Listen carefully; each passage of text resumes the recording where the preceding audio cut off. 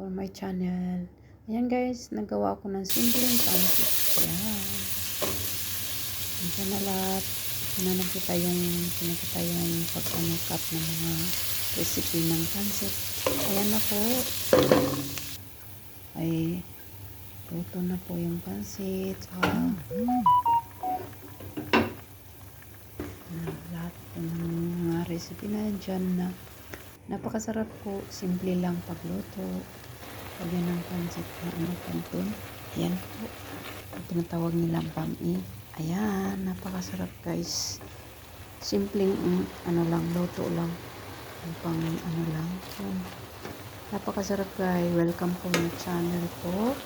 And please subscribe my channel and like and share. Please subscribe my channel. Thank you. Napakasarap po ng pancit. Ayan na po.